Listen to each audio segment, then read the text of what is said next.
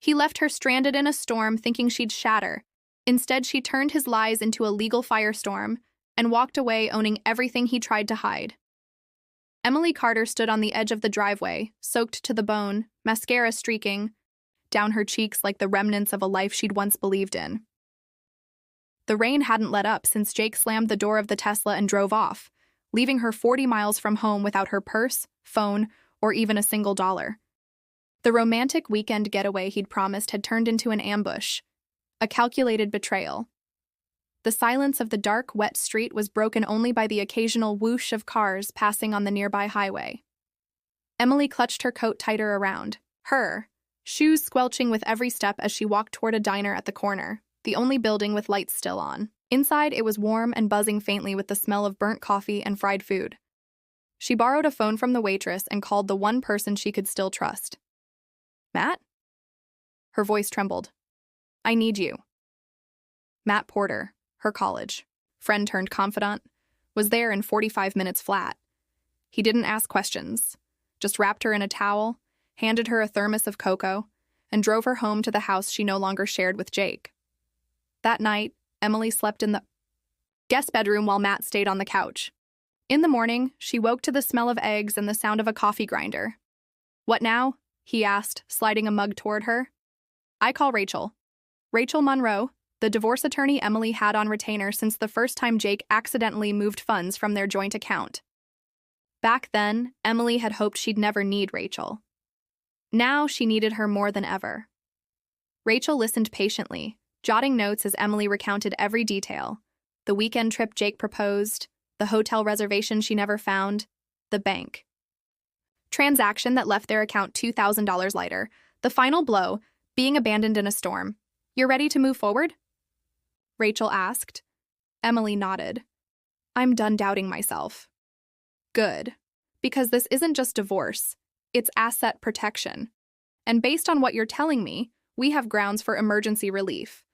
Within 24 hours, Rachel filed a motion for a temporary restraining order on all shared finances and an exclusive use order for the home.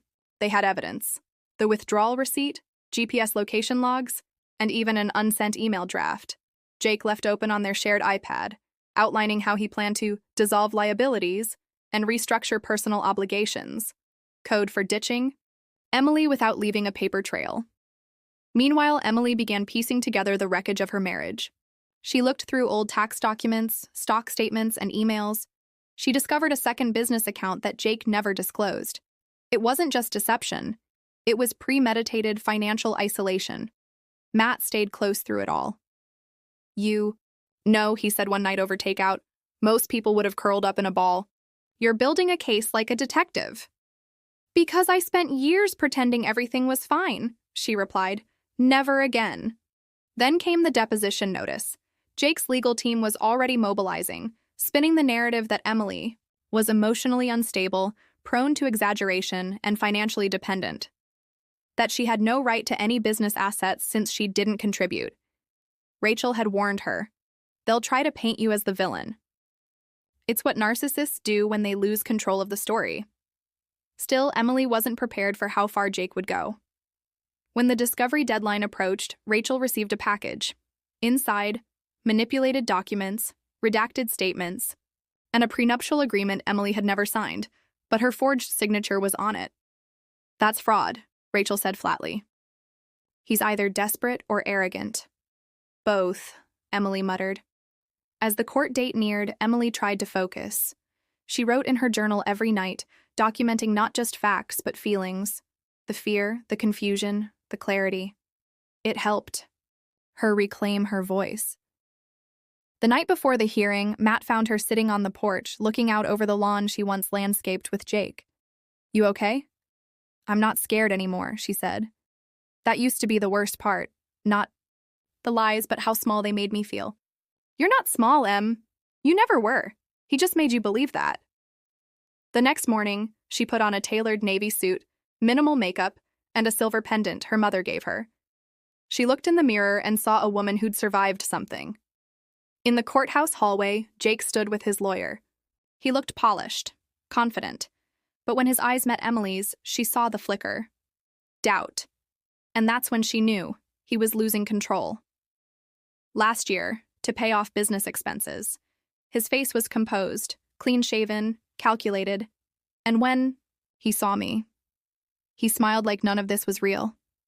Like we were two adults resolving a misunderstanding, not adversaries in a legal war he'd started the night he left me in the rain. "Don't look at him," Rachel whispered as we took our seats. "Every glance is an invitation. You're not here to talk. You're here to win." The judge entered, Honorable Margaret Chin. Stern, concise, with a reputation for cutting through theatrics like a scalpel. I liked her instantly. The hearing began. Rachel stood first, presenting our emergency petition to freeze all marital assets, grant me exclusive use of the home, and secure immediate temporary support. She walked the court through the timeline. Jake booking the reconciliation trip. Jake was draining $2,000 from the joint account hours before dinner. Jake abandoned me 40 miles from home with no transportation, no cash, and no notice. Then she submitted the email draft. Even Jake's lawyer shifted in his seat. Rachel spoke with surgical precision, calm, controlled, ruthless. When it was their turn, Jake's attorney attempted to soften the blow.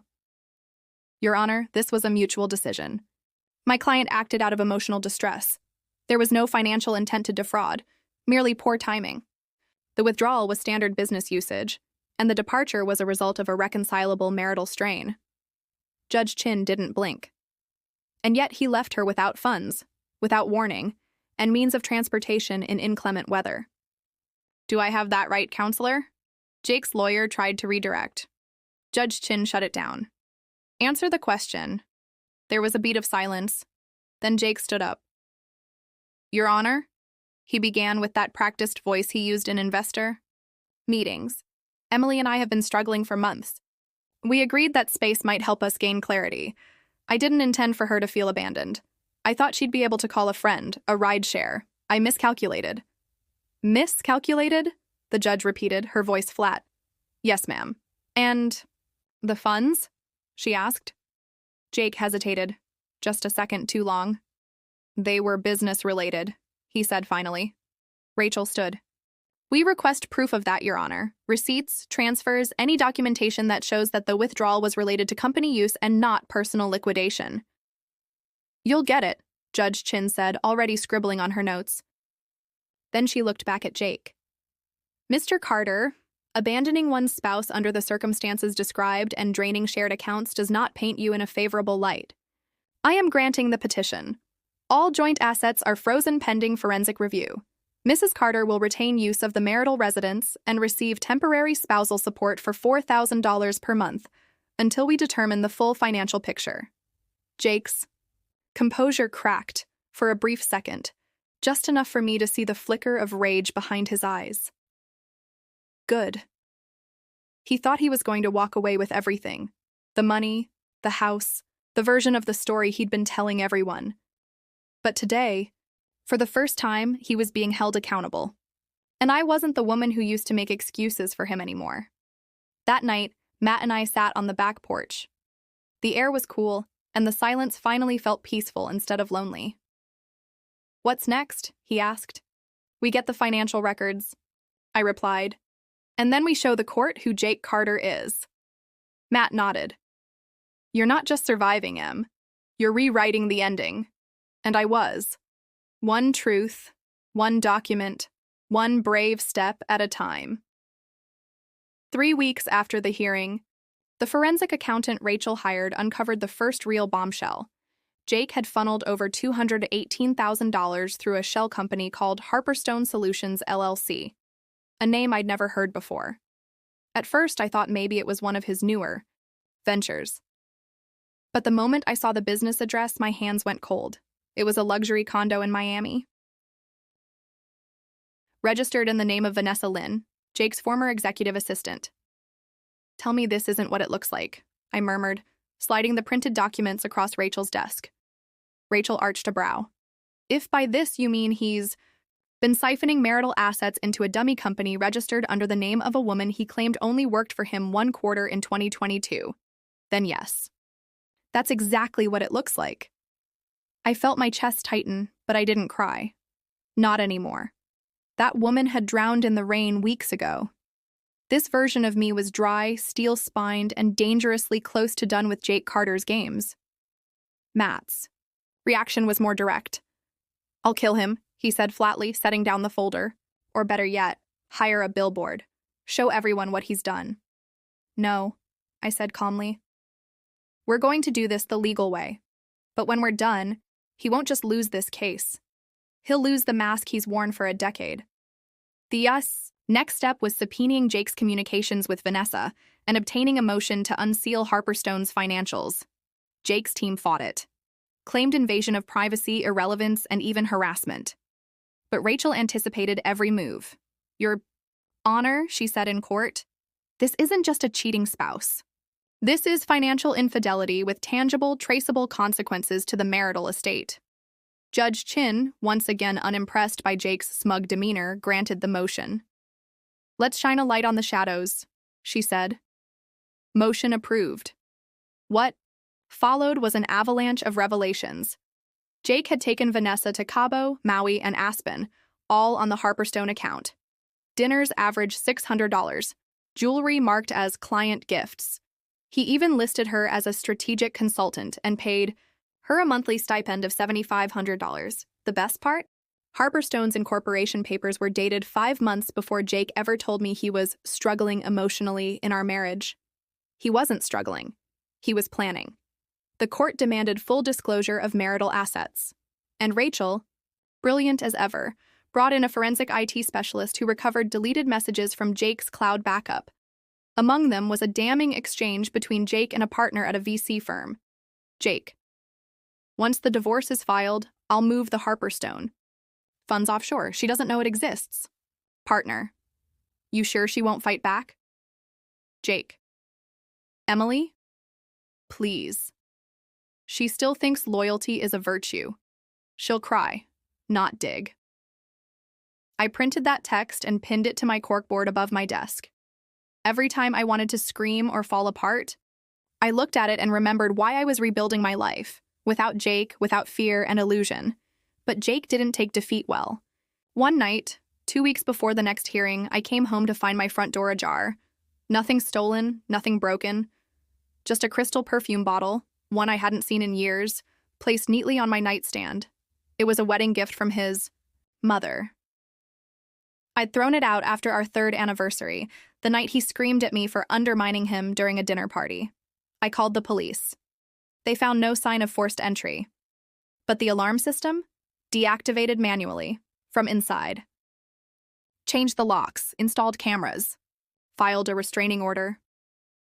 Rachel's voice on the phone was steady but serious. "Jake's spiraling. We're cornering him. That makes him desperate." Matt stayed over that week. No questions asked. "Do you think he'd hurt me?" I asked. One night, as we stood in the kitchen, Matt hesitated. "I think he already did. Just not in the way you expected." The final hearing was coming up. Everything, alimony, division of assets, liability for hidden funds, would be decided. But before that, there was mediation. I sat across from Jake in a private conference room accompanied by Rachel. He had a new attorney, sharper, more aggressive, likely more expensive. They offered me 20% of the disclosed assets. No spousal support, no share in Harperstone. Jake leaned forward, voice smooth. "Let's end this civilly, Em. No need to drag each other through the mud. We both made mistakes." I looked him in the eye, calm and unblinking. "You made mistakes. I made breakfast." Rachel slid our counteroffer across the table. 65% of assets, full spousal support for 3 years, and ownership of Harperstone. The real kicker, we'd discovered. Harperstone was registered to me. Jake had used my name and social security number in one of the filings to avoid suspicion. Rachel smiled like a shark. "If we go to court, you risk felony fraud charges, or you can hand over the company and walk away with less disgrace." Jake's jaw clenched. "This is extortion." "No," I said. "This is karma." He walked out. The next morning, his lawyer called. "We accept." That night, I stood in the living room and looked around at the life I was reclaiming. My phone buzzed. "Matt, celebratory drinks? I'll bring your favorite wine and something ridiculous from the bakery." Me. Make it. 2 bottles, because this wasn't the end. Not yet. The court hearing was still ahead, but for the first time in years, I wasn't fighting to prove I mattered. I was fighting because I knew I did. The day of the final hearing dawned gray and wind-whipped. Appropriate, I thought, for the storm I was about to walk through one last time. I stood outside the courthouse with Rachel, clutching a folder packed with damning documents, deposition transcripts, and the kind of evidence that didn't just win cases, it burned bridges behind. You ready? She asked. I nodded. He took so much from me. I'm here to take it back. Inside, the courtroom was tense. Jake sat with his third attorney, this one younger, more polished, but visibly nervous. He kept glancing at the judge's bench, where the clerk was organizing papers. Judge Margaret Chin entered and took her seat, her gaze sweeping the room. Let's begin, she said crisply. The opening statements were predictable. Jake's side tried to paint him as a flawed but remorseful entrepreneur who'd made bad personal decisions during a tumultuous time. They called our marriage a private matter gone public. They even tried to suggest that I had known about Harperstone all along, that I was complicit. Rachel didn't flinch. She rose, calm as a glacier, and dismantled every claim.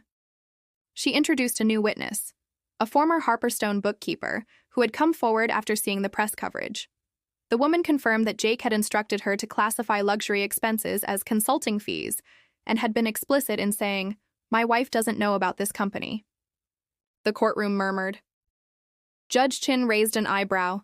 Then Rachel introduced the smoking gun, a notarized statement from Jake's former assistant, Vanessa Lin. She had flipped. In the affidavit, Vanessa outlined her role in Harperstone, how Jake had promised her equity, how he'd bragged about keeping the old ball and chain in the dark, how he'd even considered transferring funds offshore using forged documents in Emily Carter's name. The judge looked visibly disturbed. "Ms. Carter," she said, turning to me, "do you have anything to say before we deliberate?" I stood slowly, every eye in the courtroom on me. Jake didn't look up. "Yes, Your Honor." My voice was steady. "I'm not here because my marriage failed. I'm here because I was lied to, manipulated, and financially sabotaged. For years, I was told to be quiet, grateful, and forgiving.